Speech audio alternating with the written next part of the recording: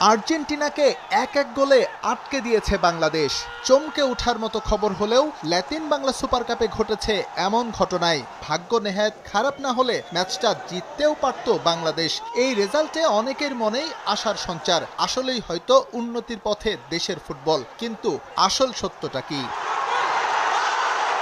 Latin Bangla super কাপে আর্জেন্টিনার Atletico চার্লনকে তৃতীয় বিভাগের ক্লাব বলে পরিচয় করে দেয়া হলেও বাংলাদেশে খেলতে আসা ফুটবলারদের সঙ্গে ক্লাবটির সংশ্লিষ্টতা নিয়ে আছে বড় প্রশ্ন।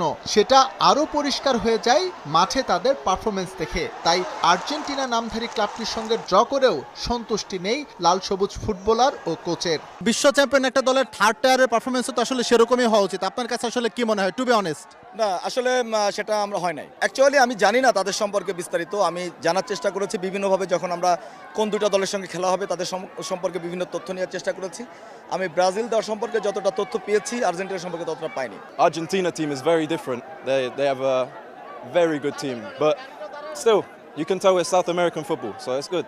বাংলাদেশে ফুটবল টুর্নামেন্ট আয়োজন করার ন্যূনতম ধারণা না থাকলেও হঠাৎই একটি গোষ্ঠী ল্যাতিন বাংলা সুপার কাপ নিয়ে ব্যস্ত।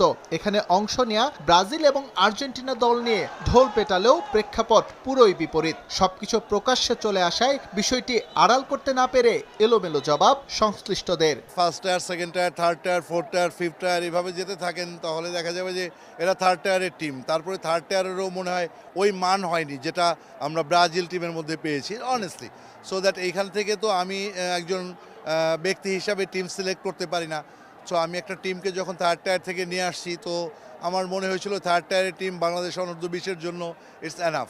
শুধু পারফরমেন্স নয়, ফুটবলারদের আচার আচরণেও ছিল অপেশাদারিত্বের ছাপ। তাই অ্যাথলেটিকো চার্লনের বিপক্ষে ১-১ গোলের ড্রতেও আসলে সন্তুষ্টি খোঁজার কোনো উপলক্ষই নেই। আর্জেন্টিনাকে ১-১ গোলে আটকে দিয়েছে বাংলাদেশ। চমকে ওঠার মতো খবর হলেও ল্যাতিন বাংলা সুপার কাপে ঘটেছে এমন ঘটনায় ভাগ্য নেহাত খারাপ না হলে ম্যাচটা জিততেও পারত বাংলাদেশ।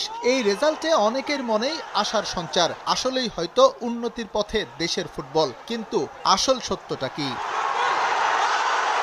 ল্যাতিন বাংলা সুপার কাপে আর্জেন্টিনার অ্যাথলেটিকো চার্লনকে তৃতীয় বিভাগের ক্লাব বলে পরিচয় করে দেয়া হলেও বাংলাদেশে খেলতে আসা ফুটবলারদের সঙ্গে ক্লাবটির সংশ্লিষ্টতা নিয়ে আছে বড় প্রশ্ন।